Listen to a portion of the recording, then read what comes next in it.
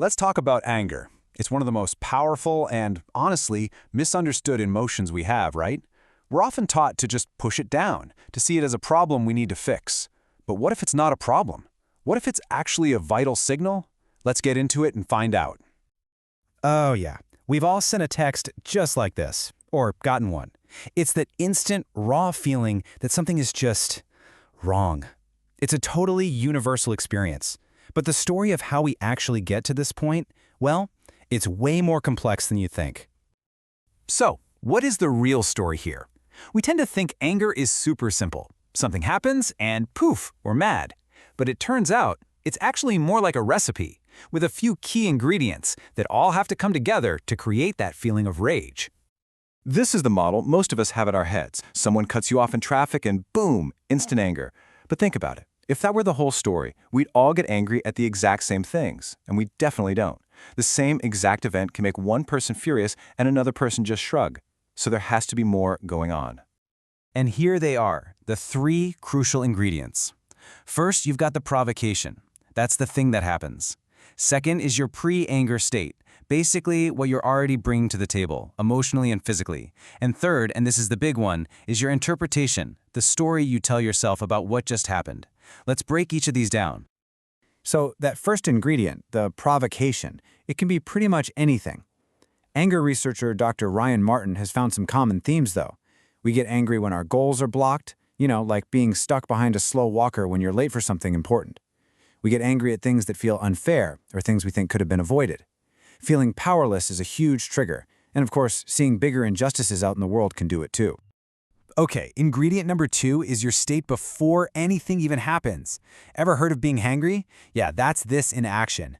If you're hungry, tired, or already stressed out, your fuse is just going to be shorter. Your environment plays a huge role too. A cluttered room, loud noises, even dealing with difficult people all day. These things act as stressors that prime you for an angry response. When you're already on edge, any little thing can feel like a huge deal. So, the provocation sets the scene, and your pre-anger state loads the cannon, but your interpretation is what lights the fuse. It's that split-second story you tell yourself.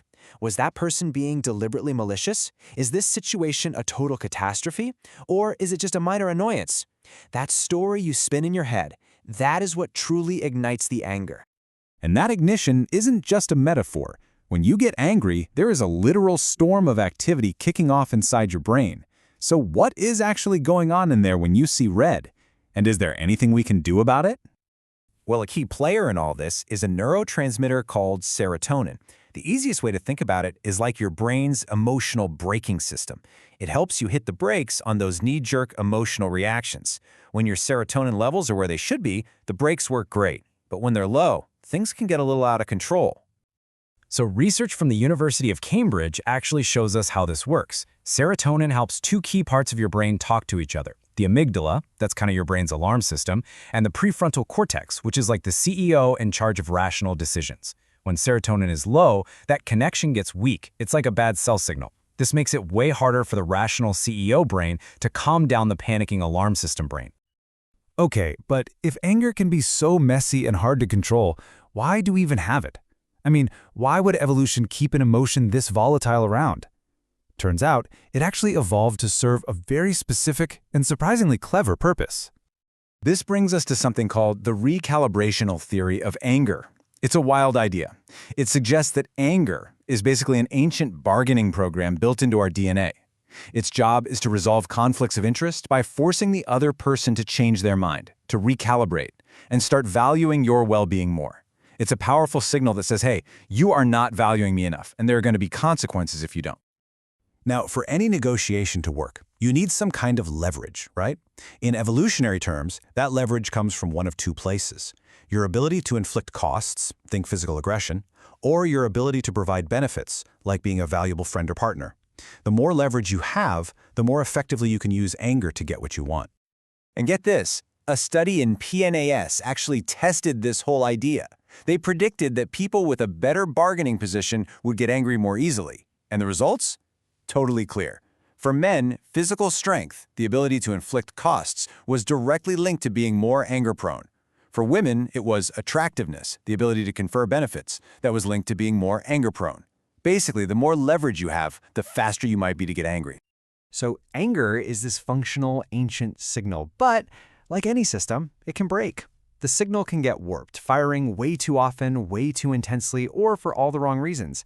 And that's where we cross the line from a healthy emotion to a real clinical problem. A prime example of a malfunctioning anger system is something called intermittent explosive disorder, or IED. And this is not just having a short temper. We're talking about repeated outbursts where the aggression is, and this is the clinical term, grossly out of proportion to what happened. These blow-ups are impulsive, and they cause huge problems in a person's life. And these kinds of anger issues are way more common than you might realize. Look at this number. One study found that over 40% of patients being treated for depression and anxiety also struggle with anger. This is not some fringe issue. It's a massive part of mental health for a lot of people. So what breaks the system? Well, a ton of research points to one very clear culprit: childhood trauma. Things like emotional neglect or physical abuse can seriously damage our brain's ability to regulate anger when we become adults. The more traumatic the childhood, the greater the tendency towards adult anger. The signal gets broken, and it happens early on. Okay, we've seen that anger is a recipe, it's a biological process, it's an ancient bargaining tool, and we've seen how it can break. But now let's totally reframe this.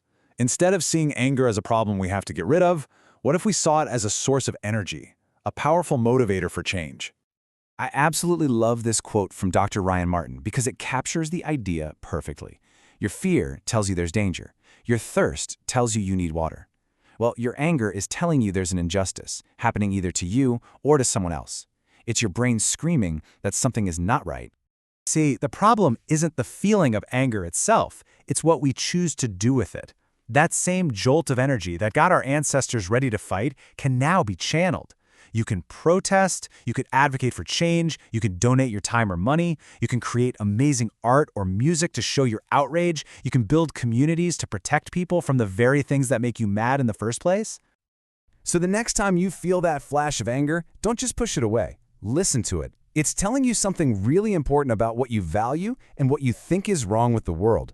Your anger is a message. The only question is, what are you going to do with it? Thanks for joining us.